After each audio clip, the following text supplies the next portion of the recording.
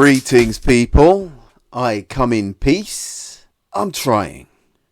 So it's a thing. I honestly didn't think this menagerie, this grotesque pageant, could possibly happen. This could be in a Roman amphitheatre, with Caligula himself directing proceedings.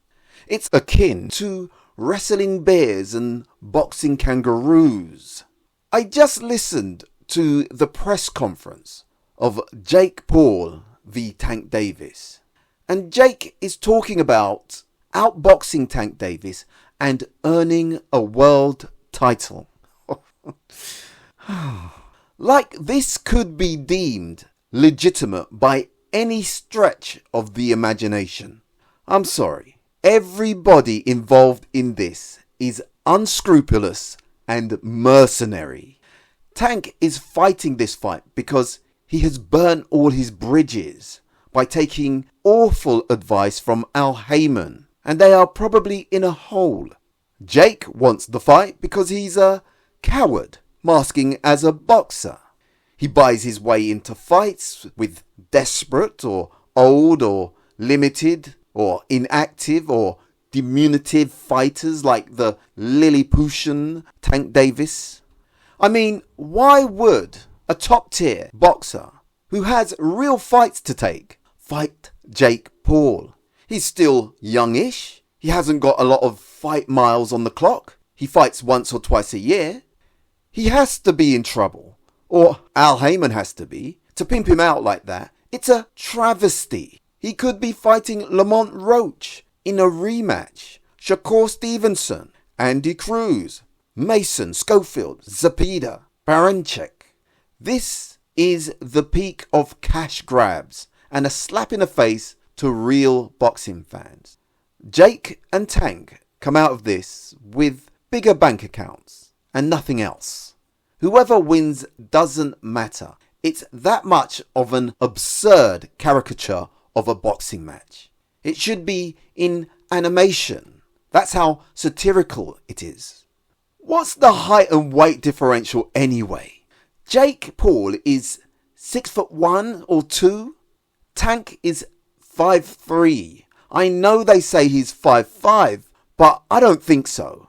There's no way he's taller than my 12-year-old niece.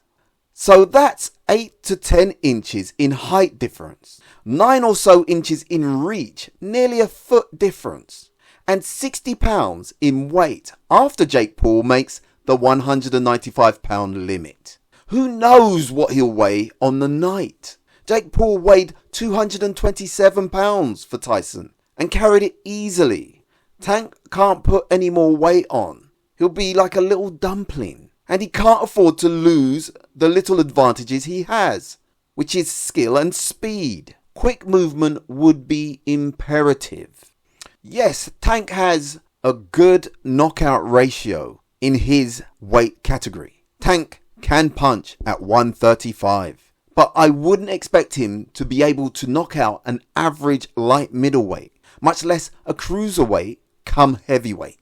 By the way, Jake isn't just bigger in height, he has girth and density.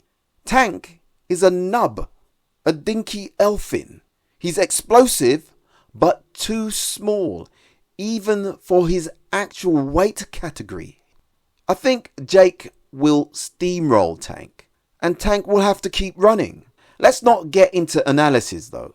The fight at best will look like Charlie Chaplin, Harold Lloyd, Buster Keaton, Laurel and Hardy running around the referee and pot-shotting. I can imagine his punches will be like stinging, nagging blows to Jake. But if Jake lands on Gervonta, well, that could be a different story. Don't forget, Lamont Roach ate Tank's punches and wouldn't be deterred. And he's a 135-pound boxer who fought a disciplined fight.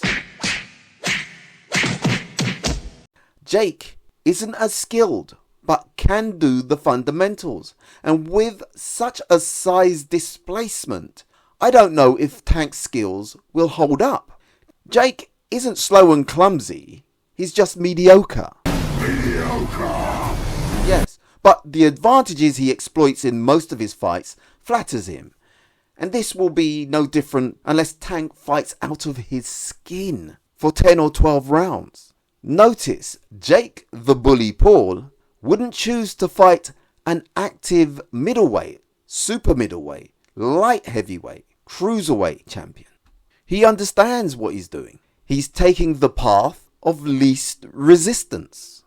Gareth A. Davis mentioned that Tank looked phlegmatic, resigned, unconcerned. I have to admit, I agree. He looked like he just got out of bed and couldn't wait to go back to sleep. This is a mess.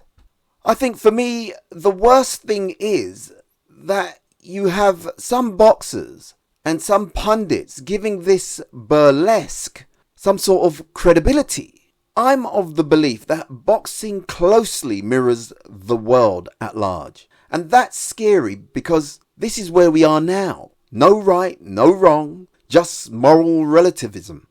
Nobody with any authority willing to say enough is enough. It's every man for himself as long as they are getting paid. No integrity. And with the right amount of money and deviant voyeurs ready to swallow a banquet of sludge, there's no end of unusual, odd and bizarre curiosities to foster on the masses. Anyway, thanks for listening. Please subscribe if you like. But remember, choose life. So, that's it, huh? Yeah.